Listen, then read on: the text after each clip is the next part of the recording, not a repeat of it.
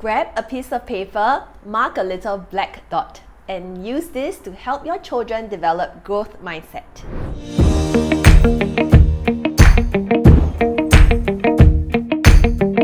Hi everyone, I'm Jacinth, a parenting coach and an ex-school teacher.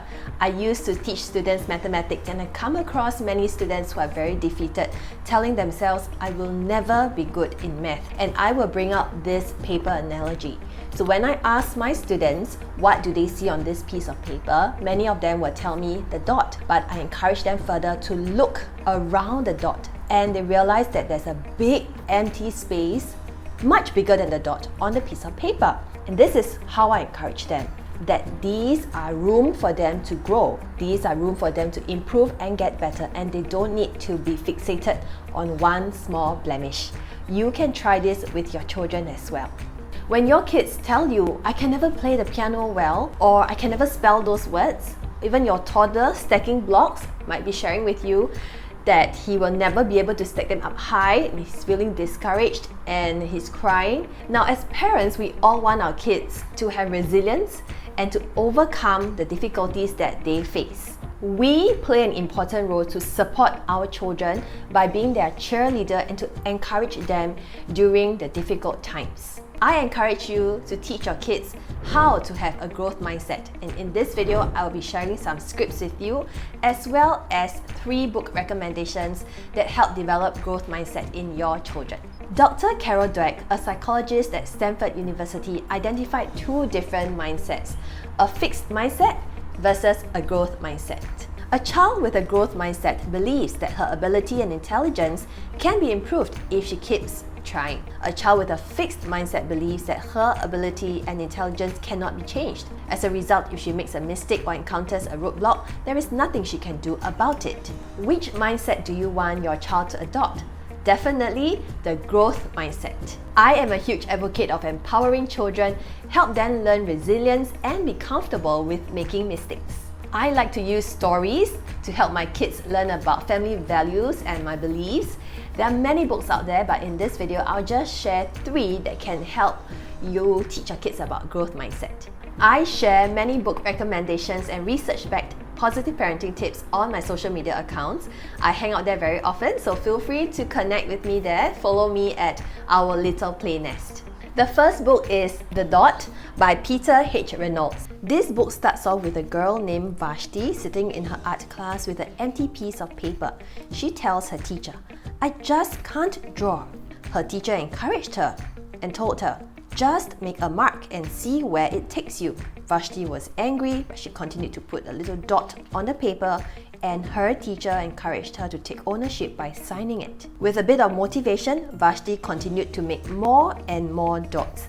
And these dots become bigger, more colorful, and eventually she had an art show with all her lovely pieces of work.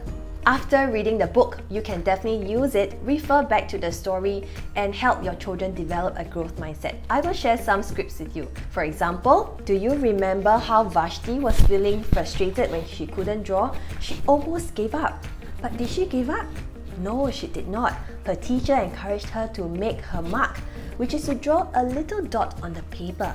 And as she took that first step, she was motivated and she continued to draw, and eventually she had an art gallery with all her beautiful artwork. You can make a mark too. Just like Vashti who was frustrated, you are not frustrated because you cannot cycle, but you can take one small step like what Vashti did. Mommy and Daddy will be right behind here to guide and support you. Let's try to slowly push you along. If you have a toddler who is frustrated with fixing the puzzle, you can refer back to the story. Hey, you're feeling frustrated right now because you can't complete the puzzle.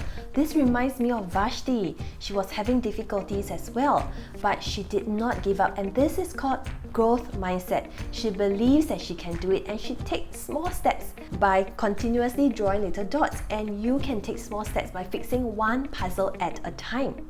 This is a great book for teachers too. Remember, if you are a teacher watching this, you have the superpower to influence and motivate a child. So I hope that you can continue to encourage the children and help them be the best versions of themselves.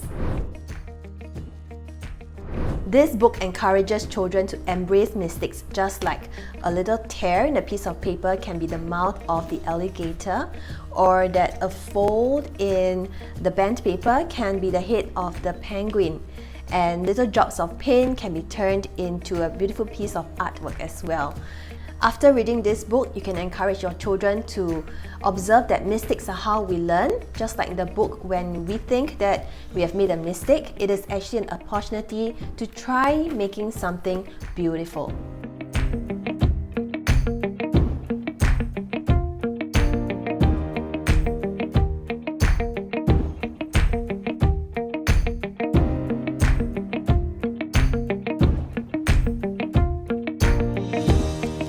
If your child's structure keeps toppling over, this is an opportunity for him to learn how to make the structure more stable, perhaps by having a bigger base. So these are opportunities for children to learn, and you want to identify these moments for your children. Let your children know that, look, you made a mistake, but just like this book, there are holes here, but we can always turn it into something worth exploring, something that you can use your imagination to think about and to be creative.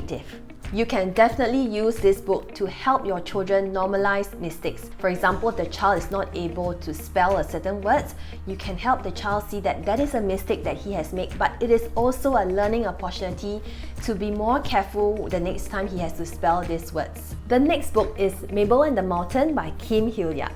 Mabel is a fly who dreams of climbing mountains, but all her friends laughed at her. They said that flies do not climb, they fly.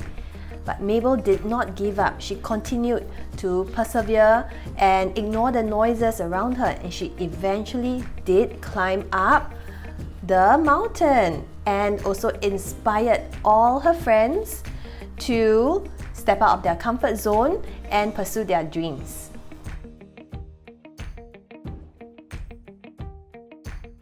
This is how you can use the story to encourage your children when they are struggling.